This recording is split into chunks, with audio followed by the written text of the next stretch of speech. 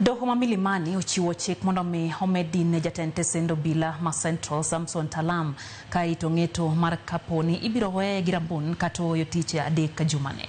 Talam ma en achiel kuom achije ma itudo gi nek mar rawera Albert Ojwang biro ng'eyo ka idhi geng'ne kuom ndalo 21 koso inyalo weye oyal oko mar twech. Kaka jafo marwa Armstrong Osutwa leronwa achije mamoko bende ochwale doho ma Kibra iwi wach achiel onongo.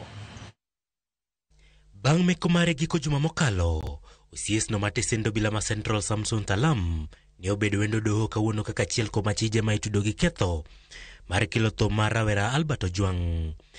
E nyim doho kanyo, jomin bura ne dwaro ni omigi thuolo mar geng'one kuom ndalo 21 ka nonro dhi nyime. And so out of the 3 available options under Article 49(1)(g), we have come to court to seek detention continuing. Kata kamano ka okalo kuom okil mare Dansan Omari, Talam okwedo dwaro mar IPOA ka owacho ni ok en jal manyalo ringo kendo ok onyal tungni gi nonro madhi nyime kod joneno e yo moro amora. Giwacho ni Talam en obila kendo ng'eyo chike doho kendo onge kod paro mar rocho chikego. What is the reason you want to detain him? In paragraph 23. That we are yet to record critical witness statements. Very well. Is his presence required physically when you are recording statements from other people? His detention is required so he doesn't interfere with the witnesses. Avoid recording statement and interference are two things. Wakili, I have responded to your question.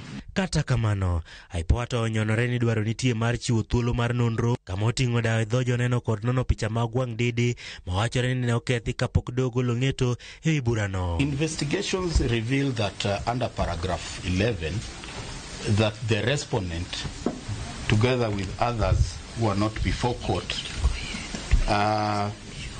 hired a technician to interfere with the CCTV system at the Central Police Station in a bid to tamper and interfere with the subsequent investigation. Ibiro medine gi obila nyaka tich adek jumani, kama doho biro timo ng'eto wi kwayo mane ochwal gi jomak bura koponi geng'one kata iwe thuolo gi rambun.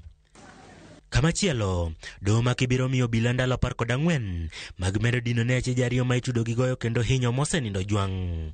Kalore gi jang'ad bura e dohono Desi Mutai, burano ibiro winji kendo tarik 7 dwe mar 7 e kinde ma duol mochung' ne nono obila IPOA ogolo goyo mondo achijego ochwal kar thieth mar sirikal ne nonro mar nyinyo mag del kata DNA kendo simbegi mag ong'we yamo bende maki kendo timnegi nonro. Achijego moseyangi ka Mitowe Bir kod nyawadgi Collins Karani ibiro geng'negi e tesend obila ma Mudhangari kod Kileleshwa.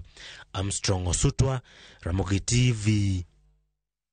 Esgira mano asingo ni waluo ni Nyakwara Mgajwang jalo pogai mar obila